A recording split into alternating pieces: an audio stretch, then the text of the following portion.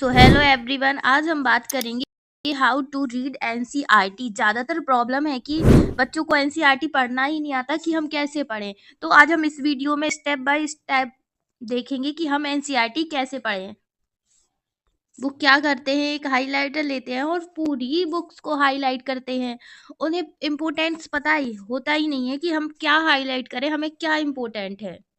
और वो लेते हैं हाइलाइटर और पूरी बुक्स को क्या कर देते हैं, रंगीन कर देते हैं।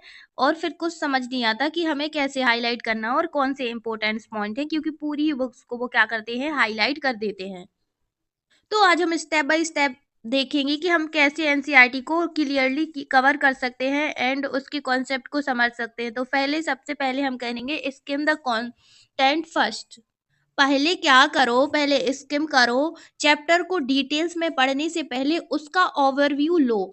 हेडलाइंस, सब हेडलाइंस और हाइलाइटेड टर्म पर नजर डालो। इससे तुम्हें पता चलेगा कि क्या एक्सेप्ट करना है। ठीक है, सबसे पहले हमें ये करना है। उसके बाद क्या करना है, उसके बाद हम फोकस करेंगे ऑन की कॉन्सेप्ट। काय पे फोकस करेंगे, की कॉन्सेप्ट पर। की कॉन्सेप्ट पर फोकस करो। एनसीईआरटी बुक्स में की कॉन्सेप्ट पर एम्फेसिस होते हैं, जैसे कि डेफिनेशन, इंपोर्टेंट डेट्स और सिग्निफिकेंट इवेंट, या फिर थ्योरीज पर ध्यान दो। ठीक है, थ्योरीज पर ध्यान दो, डेफिनेशन पर ध्यान दो और जो डेट्स हैं उन पर ध्यान दो। थर्ड हम करेंगे टेक नोट्स। नोट्स बनाओ।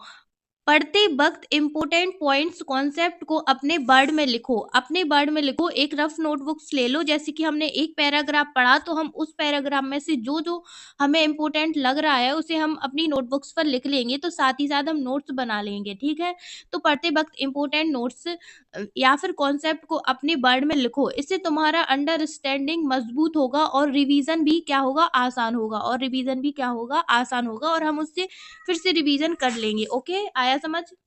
और फोर्थ कर सकते हैं हम यूज डायग्राम एंड चार्ट। क्या कर सकते हैं, use diagram and charts.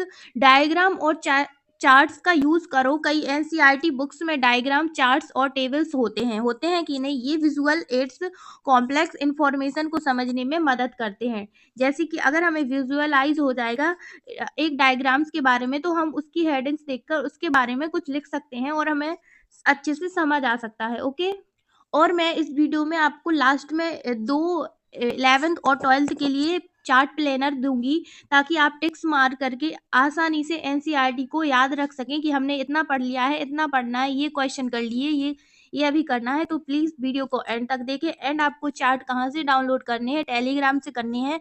Description में आपको टेलीग्राम लिंक मिल जाएगी, तो आप वहाँ जाकर उन दोनों चार्ट को डाउनलोड कर लें एंड उसका प्रिंट करवा लें, जिससे आपको आसानी होगी एनसीईआरटी पढ़ने में। ओके, अब आगे बात करते हैं फिफ्थ पॉइंट की, हाईलाइट इंपॉर्टेंट इंफॉर्मेशन। तो इंपॉर्टेंट इंफॉर्मेशन को हाईलाइट करो। ओनली इंपॉर्टेंट इंफॉर्मेशन को हाईलाइट करना है।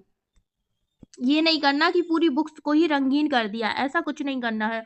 और की पॉइंट्स या फॉर्मूला को हाईलाइट करेंगे, से मार्क करेंगे। इसके बाद रिव्यू करना आसान होगा। इससे क्या होगा, हमें रिव्यू करना आसान होगा। हमें पूरी बुक्स को रंगीन नहीं करना, ओनली इंपॉर्टेंट्स को करना, जिससे हमें रिव्यू करने में कि हमने पहले इतना पढ़ लिया था, अब हमें आगे इतना पढ़ना है और ये पॉइंट्स हमने पढ़ लिए, उसका रिवीजन करने में, रिव्यू करने में हमें क्या होगा, आसान होगा। ओके, और 7 सबसे इम्पोर्टेंट, प्रैक्टिस क्वेश्चन करो। हर एक चैप्टर के एंड में क्वेश्चन होते हैं, पहले उन्हें बिना टेक्स्ट देखे आंसर करने की कोशिश करो। इससे तुम्हें अपनी अंडरस्टैंडिंग को आसान कर सकते हो। ठीक है, तो ये बहुत इंपॉर्टेंट है, हम क्वेश्चन प्रैक्टिस जरूर करेंगे। ओके, उसके बाद आते हैं 7 पॉइंट पर, रिवीजन डिफिकल्ट सेक्शन। तो डिफिकल्ट सेक्शन को दोबारा पढ़ो। अगर कोई सेक्शन चैलेंजिंग लग रहा है तो उसे दोबारा पढ़ने से मत कतराओ। कभी कभी मल्टीपल रीडिंग से हमें क्या होता है, कॉन्सेप्ट क्लियर हो जाता है।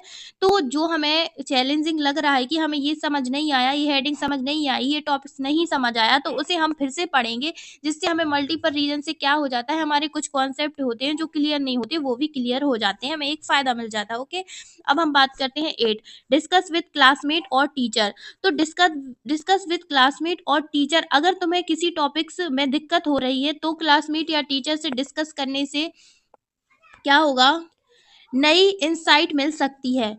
मतलब हमें और दूसरों को समझाने से अच्छे से समझ आता है, इसलिए हम ये भी कर सकते हैं। और 4 है रेगुलर रिवीजन, ये बहुत इंपॉर्टेंट है। अगर आप रेगुलर रिवीजन नहीं करते तो कोई भी मायने नहीं रखता कि आपने कितना पढ़ा। तो रेगुलर रिवीजन करो, रेगुलर रिवीजन सेशन शेड्यूल करो, ताकि जो तुम्हें सीखा है उसे याद रख सको, ठीक है।